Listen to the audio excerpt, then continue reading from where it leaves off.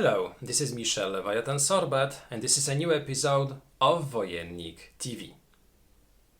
Today a review of a game which was one of my most ambitious projects in terms of learning and playing a game.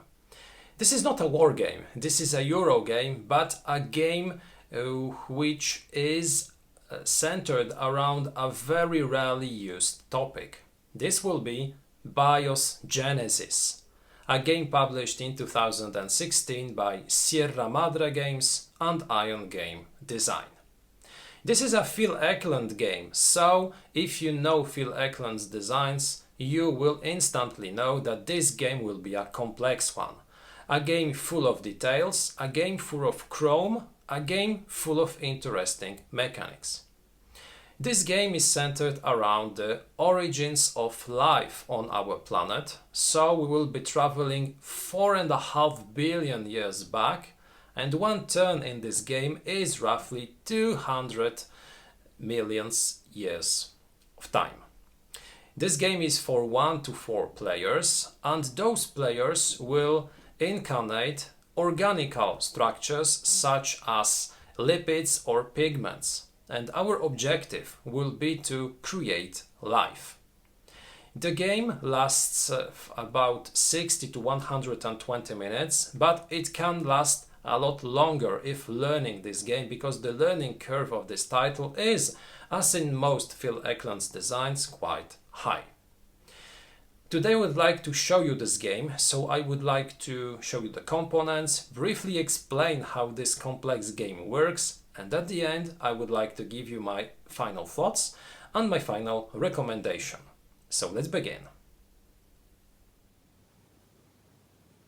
Here is a look at BIOS Genesis. Now, during this part of the movie, I would like to give you a brief overview of how the game works.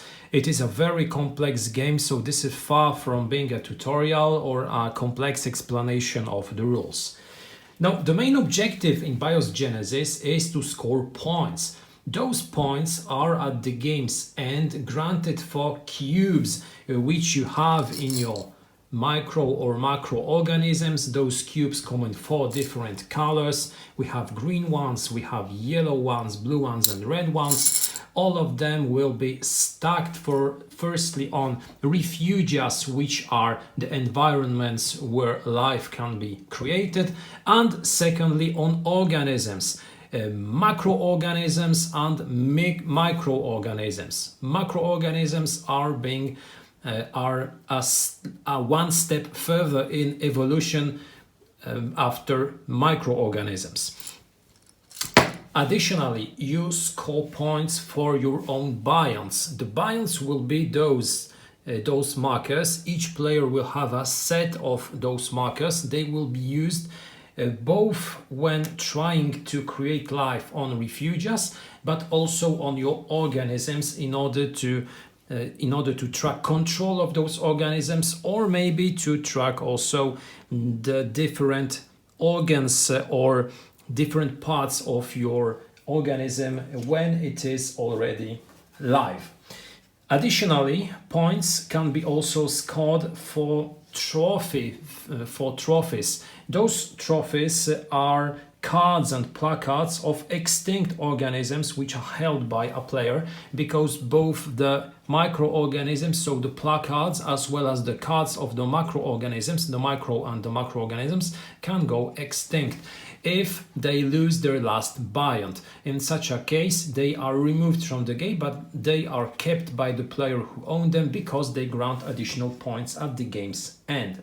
Finally, you can also score points for trophic dominance, because when we have more than one macroorganism, which can be both an aquatic and a terrestrial organism, we are tracking the trophic level. And the organism which has the highest trophic level will grant you the biggest number of points. In case of a tie, at the game's end, it's the number of catalyst discs which decide.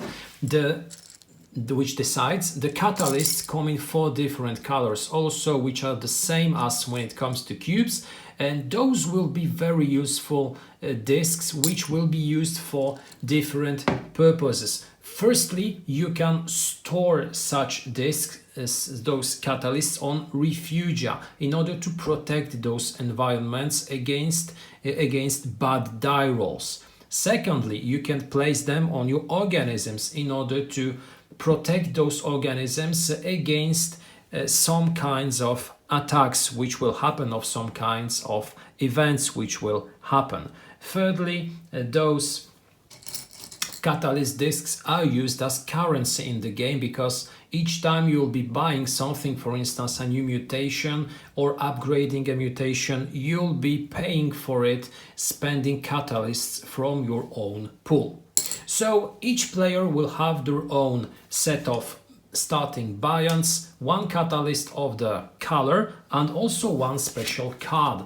This will be the parasite card, because in this game we can not only create organisms, we can also attach parasites to existing organisms in order to steal cubes from them, in order to hinder the development, or maybe to create a very complex parasite which can create his own system comprised of different cubes and of capabilities.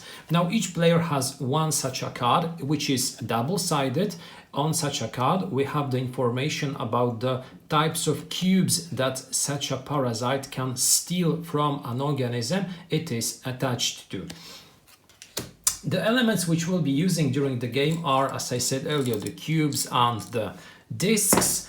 A set of dice, 12 of them, because we'll be rolling very often, and sometimes money. Dice, finally cards, which will represent firstly the macroorganisms, aquatic ones, and also the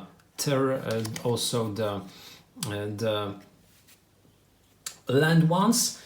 Mutation cards, which will come in 4 different colors, which will be blue, green, yellow and red again. Those mutation cards will have a certain color indicating also the type of cube that such a mutation can grant to an organism, and a list of abilities. There is a huge list of additional abilities granted. In general, those abilities will grant you protection against some types of events, or they will enable you, for instance, to manipulate the mutation decks, or maybe enable you to move your buy-ins which are currently assigned to some microorganisms. There is also 1 very powerful ability. This is the Red Queen ability with this red crown, which will enable a microorganism to fight against its parasite, or if such a parasite has such a capacity, to steal additional cubes from its host. So this is a very powerful, very aggressive capability. We'll be using also 1 additional deck of cards. Those will be the event cards. And before the game starts, we have to prepare the deck of those events, which consists of 3 different types of cards. The first one will be the Hadean era cards. Then in the middle we have the Archean era, and at the end the Proterozoic era. Now those cards serve 2 purposes, because firstly they will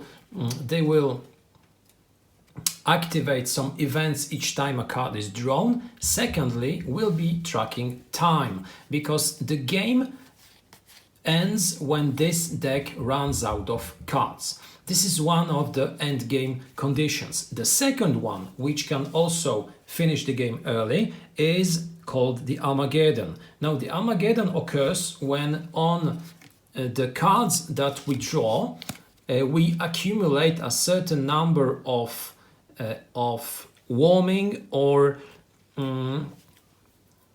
freezing symbols. If the Earth becomes too hot, or if the Earth becomes too cold, life cannot exist, life cannot be developed. And in such a case, if 4 such symbols are on cards which we have drawn one after the other. So if there were no over symbol between those symbols, the game can end with an Armageddon. The game is stopped and each player has to vote for ending the game or continuing it. If one of the players decides to vote for ending the game with an Armageddon, he loses half of his victory points, but the game immediately stops. So if one of the players has a big advantage in terms of points, he can steal the game, ending it before the deck runs out of cards. But if each player decides to continue playing, each will have to spend a certain number of their resources and the game can continue. Of course, if we draw one more card with the same symbol, we'll have to take one more vote on the following turn, etc. So now how a turn of BIOS Genesis looks like. The first thing done during a turn is to draw a card from the event deck. Now those cards are, as you can see, composed of 3 different parts. The first one, which is important, shows us what will be the player order during this turn. The second part indicates which of the four landforms becomes active for the current turn. We have 4 different landforms: the cosmic one, the oceanic one, and the coastal and the continental one. And each of those landforms has its own row of placards and mutation cards. And whenever such a landform becomes active, we make this card we turn this card on its active side. If it isn't active during a turn, we turn the card upside down in order to indicate that this is an inactive landform. Additionally, each time a landform becomes active, we roil the deck of mutation cards associated to this landform. Roiling a deck means taking the mutation from the top and putting it at the bottom of the deck. In that way, the current mutation will be changing from turn to turn. After activating the corresponding landforms, we pass to the events, and those events can be very different. Some of them, like those one, will indicate that new refuges will appear on the board. So we'll be taking those placards and placing them beside the active ones, adding additional cubes from the soup to the inactive disorganized mana part of such a placard, indicating that this is a new environment in which maybe we'll be able to create life. But those are not the only events. Other events will be events attacking microorganisms or maybe also refuges which are on the board. Such attacks can, for instance, cause land organisms to suffer because of heat. Some might attack because of an instant oxygen spike. And each time such events happen, we have to take a closer look at all the organisms which are currently in play. And if such an organism cannot defend itself against such an attack, it will have to sustain some damage. This damage will be done by taking out his cubes, which are organs or which are chromosomes in case of microorganisms. If an organism loses its last biont, it goes extinct. So defending against those attacks, having the corresponding type of chromosomes or some additional abilities activated by organs or by endosymbionts is crucial in order to help your organism to survive. After the event phase, we pass to the assignment phase, during which each player can assign his or her bionts. Now, we have a certain amount of bionts at the game start, but we have something which is called an anthropic limit. This limit indicates how much bions we can assign to refugias. At the game start, it will be just 1. Assigning a biot means placing it on a refugia in an active row. So if, for instance, I wanted to place a biont on one of the 2 refugias at the bottom of the 2 placards which are shown at the bottom, I wouldn't be able because this landform is inactive in this turn. An exception is a situation in which you already have one organism or more organisms which live in this environment. If, for instance, I had a bacteria living in a continent landform, I would be able to place a biont since this landform would already contain life. After placing all the bionts which we wanted to place, and after assigning potential parasites to microorganisms, we pass on to the autocatalytic roles. The autocatalytic roles are done for each refugium on which we have at least one biont. When we do such a role, we count the number of bionts and organized mana, which are cubes placed on the top of the card, and we roll and we roll a corresponding number of dice. 1 for each cube, 2 for each biont. Now, the results of those rolls will be compared to the information on such a placard, and it depends also on the type of way or the type of environment. If we currently have a hot era or maybe a cold era, both will influence the roles which will enable us to activate or to organize mana from the bottom of the placard, which will be transported to the top of this placard.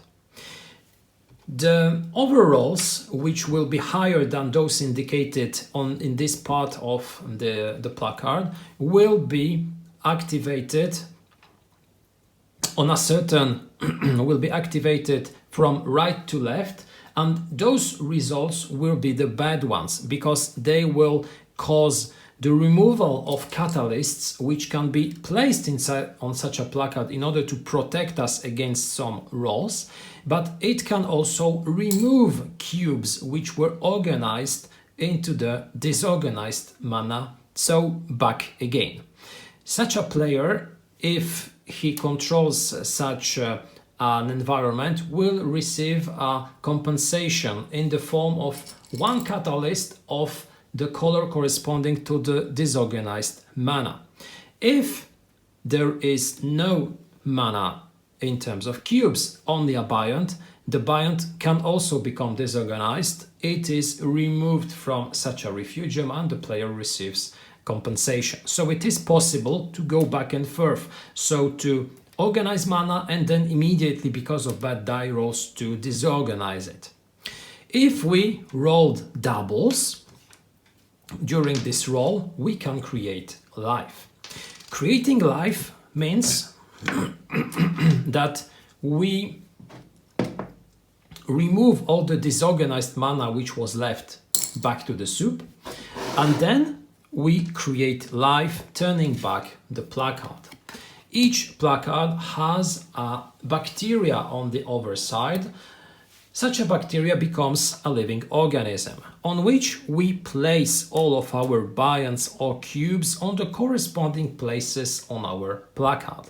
The blue cubes and the blue bionts will protect us against atrophies. The red ones will grant us additional catalysts.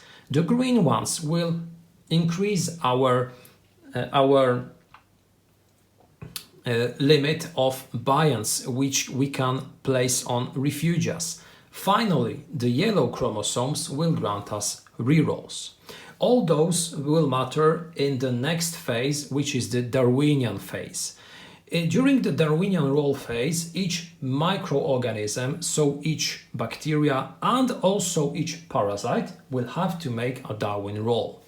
A Darwin roll is made by rolling the number of dice corresponding to the number of cubes in our organism, including those which are on mutations, which are part of our organism, and of the number of bions multiplied by 2. So in case of such an organism, I would be rolling 2, 3, 4, 5 dice, for 6 dice in all. Rolling those dice then, as I said earlier, can grant us additional catalysts. In case of triples, we can receive additional catalysts, but each 5 or 6 rolled means that our organism will suffer an atrophy. Those atrophies mean that we have to remove cubes from our organism, at first from our mutations, discarding such a mutation, and then from our placard. If the last biont is removed, the organism goes extinct. The blue chromosomes protect us from atrophies, so in case of such a bad roll with 4 fives, 3 of those errors would be blocked. I would have to remove one cube only, which would be removed from my mutation. Each organism makes his own Darwinian roll. Parasites also, so they can lose cubes, they can lose bions. In case they go extinct, they are returned to their owner and can be reused during next turn. After the Darwinian roll phase, we pass to the purchase phase, during which we can spend catalysts in order to buy new mutations. Mutations are acquired from the corresponding decks, and we can each turn buy mutations from active landforms decks. Such a mutation is placed next to our microorganism after spending a catalyst of the corresponding color. If we do not have a catalyst of the corresponding color, we can always pay 2 catalysts of a different color in order to pay, for instance, for 1 green catalyst with 2 green catalysts. Such a mutation grants us not only an additional cube, it grants us also abilities, which I have already showed you before. During this phase, it is also possible to upgrade mutations, because each mutation is double-sided, and if we spend a new catalyst of the corresponding color, we can upgrade such a mutation, as you can see, granting us 1 additional cube and also some more powerful abilities. During this phase, we can also create macroorganisms, because if we have a microorganism which has a sufficient number of cubes inside it and on its mutations, we can grab a macroorganism. So if I wanted, for instance, to create arrow worms, I would have to possess on my microorganism, including my mutations, 2 red cubes, 1 yellow, 2 green ones, and 1 blue. If I do have them, I can place this card on my microorganism placard, replace those cubes which were at the microorganism on my macroorganism, discarding the cubes because those chromosomes are still active inside those cards but not represented by cubes, and place additional bions or cubes inside those spaces indicating organs or endosymbionts. Such a oceanic life form can be further upgraded onto a terrestrial landform. Here, for instance, we can create a Neuropterids. So there are different organisms which we can create. As you can see, some of them need a lot of cubes in order to become active. But as soon as all of our organs are fully created, we can create such a land macroorganism, which, as you can see, is very powerful. It has a lot of chromosomes and a lot of additional capabilities. Each player finishes his turn, and after the last player makes its last purchase, we end the turn and we restart a new one, drawing a new card from the events deck. Now those are the very basic elements of BIOS Genesis, because there are a lot of other things which we could explain concerning capabilities, concerning controlling refuges, concerning hyperparasites, because it is possible to become a parasite of an existing parasite, etc. But I wouldn't like now to spend a lot of time explaining additional details. I'd like to invite you to my final thoughts, because I'd like to now tell you what I think about BIOS Genesis, how I liked it during my plays, and what I think are its strong but also a little weaker points. BIOS Genesis is a game that I really wanted to discover, and for several reasons. The first one is because I like the topic, I like the subject of this game. I find it interesting and find it intriguing. I always like subjects and topics which are rarely used in gaming, and this one is surely one of them. The second element is the designer's name, because I very like Phil Eklund's designs. I love Pax Porfiriana, I like Pax Renaissance, and I always enjoy the depth of his designs. Those are always games full of chrome, which are really well thought, with interesting mechanics and with a high educational value. So this was also a reason why I wanted to discover BIOS Genesis. The third reason is the fact that this game was supposed to be fun in solitaire play. As a huge fan of solitaire games, I always take a closer look at games which enable us to play solo, and BIOS Genesis intrigued me. I wanted to give it a shot. Is this a game which I finally enjoyed? Yes, I did. Is this a game for everyone? Not at all. And I'd like to give you now my final thoughts, and I would like to tell you what I think are the strong and also the weaker points of BIOS Genesis. Let's begin by the strong points. The first one, obvious because I already said it, is in my opinion the subject of this game. This is a game which tells us the story of how life was created on our planet, how it evolved, what elements influenced this process. And this is a fascinating story, this is a fascinating journey on which Phil Eklund takes us. We can see how those very basic elements, organic elements, are developing into first micro and then macro organisms. After playing this game, you'll know a lot more about the genesis of life. You'll know a lot more about how those different processes looked like in this organic sense. So this is a game which will certainly suit persons fascinated by this subject, but it will also give a nice insight into this sphere to persons who are not particularly keen on biology or chemistry, but who want to know more. This is one of the main reasons why Phil Eklund's games are very often considered as educational tools.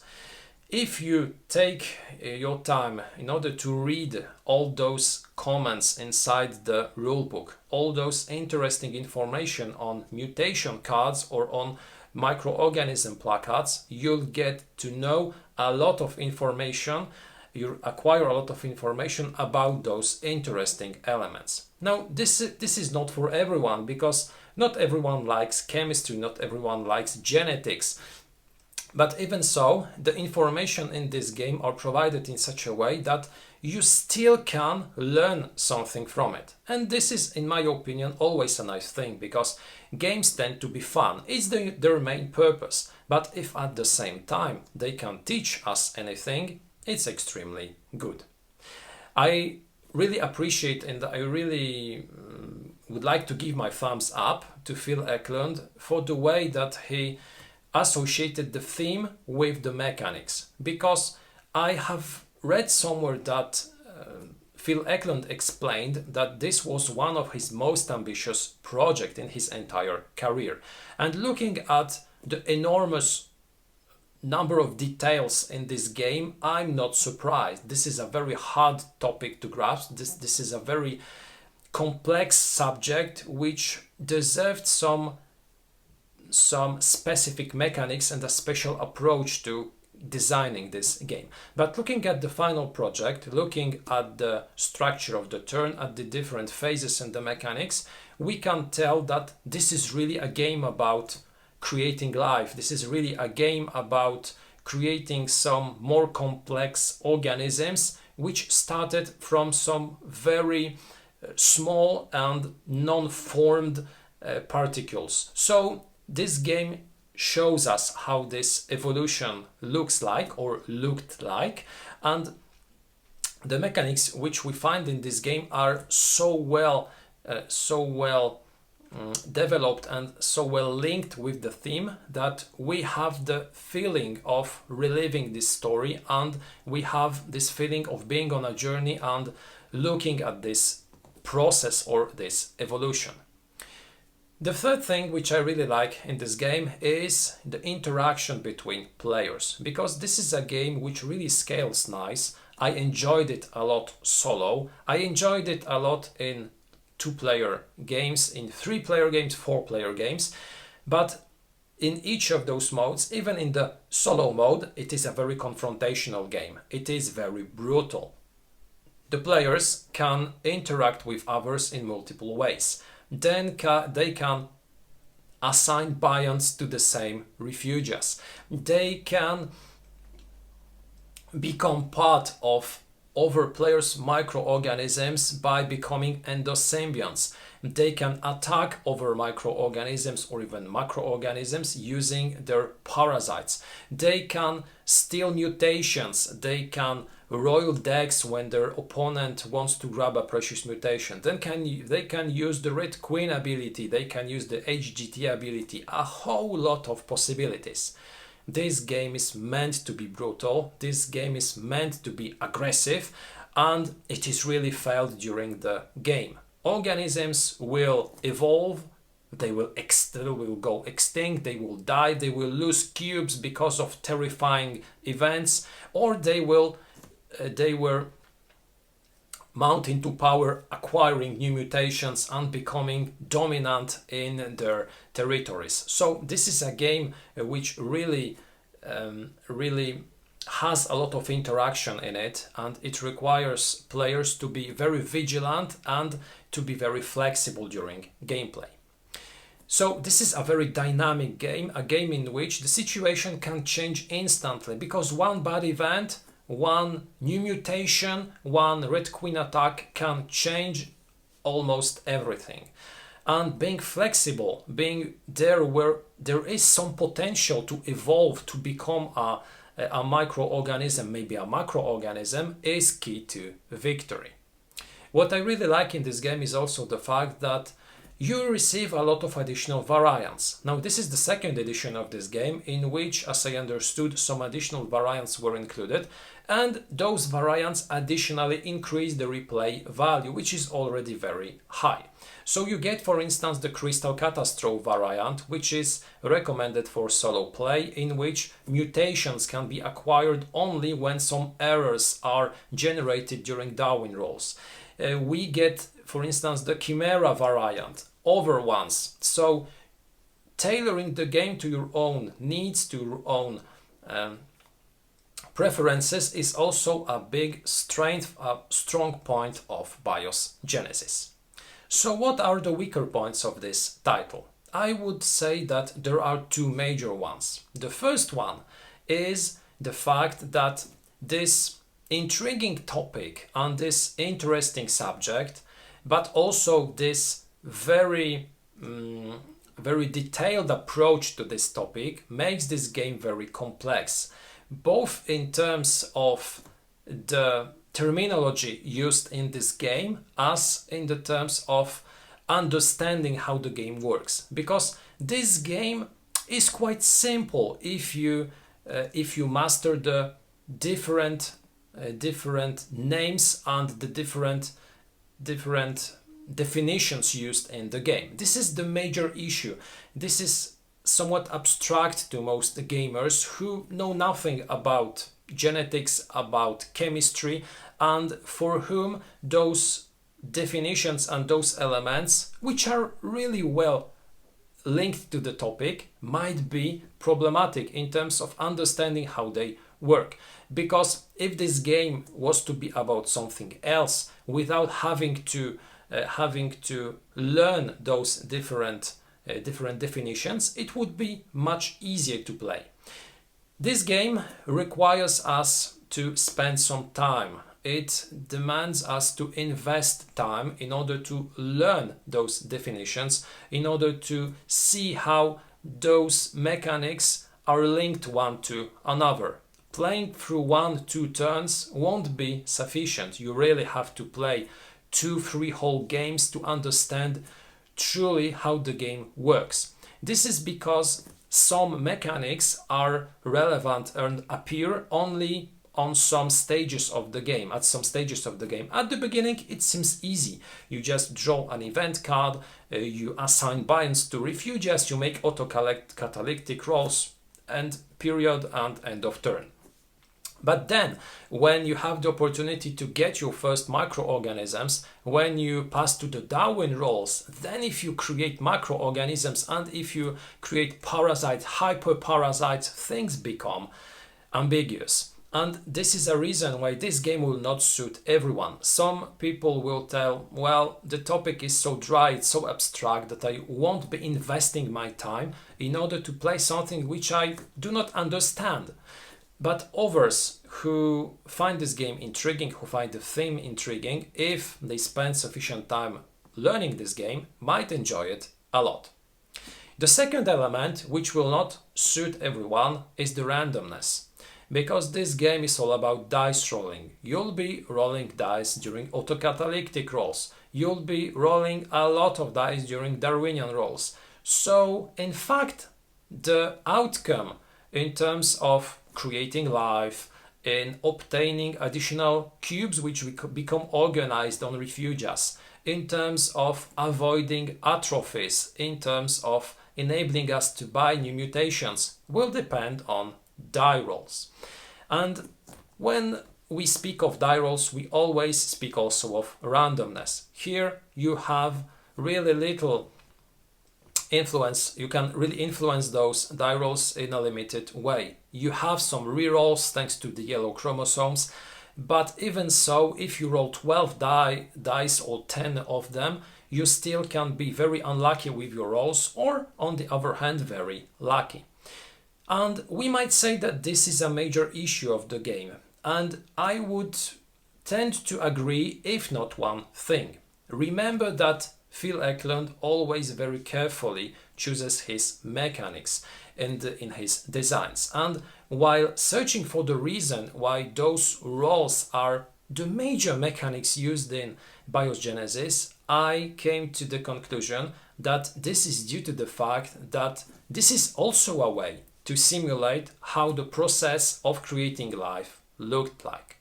Those errors which happened somewhere during the mix of particles, which enabled mutations, which enabled evolution, were due to random events. And what can better simulate randomness than die rolls? So this is a mechanic which should be judged also through the perspective of the simulation aspect of this game, because this is a game not only meant to be played and to be fun, it's a game which, as I said already a few times, also is supposed to explain us the process of how life appeared on our planet, and randomness was part of this process. So I'm not a big fan of a lot of dice rolling, but I like this mechanic. I like games in which dice rolling is an important factor. For instance, my favorite solo game, Night Fighter, with its solo mode, has a lot of dice rolling.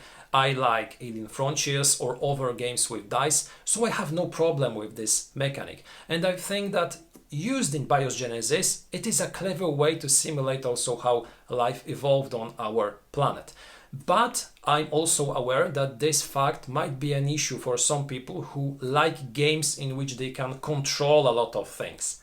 BIOS Genesis won't be such a game. It is a game in which many things happen and many things change literally in a big way because of die rolls. So if you do not like rolling dice, BIOS Genesis will probably not be a game which will give you fun. Concluding, BIOS Genesis is, in my opinion, a very intriguing, very elegant game, a game which enables us to learn a lot about the origins of life on our planet. A game with a huge replay value, a game with tons of interaction, additionally a game in which you get additional variants. At the same time, a game with a complex terminology which has to be mastered in order to play this game and to fully enjoy it, and a game in which you will be rolling a lot of dice. This will not be a game for everyone, but if you invest time in order to learn the game, in order to understand how those mechanics come together, this game might be very interesting for you and you might enjoy it a lot. This was the review of BIOS Genesis by Phil Eklund, published by Sierra Madre Games and Ion Game Design. Thank you a lot for watching this video. I hope that you will subscribe Wojennik TV. Take also a brief look at our Facebook and Instagram accounts. Have a terrific day and see you next time.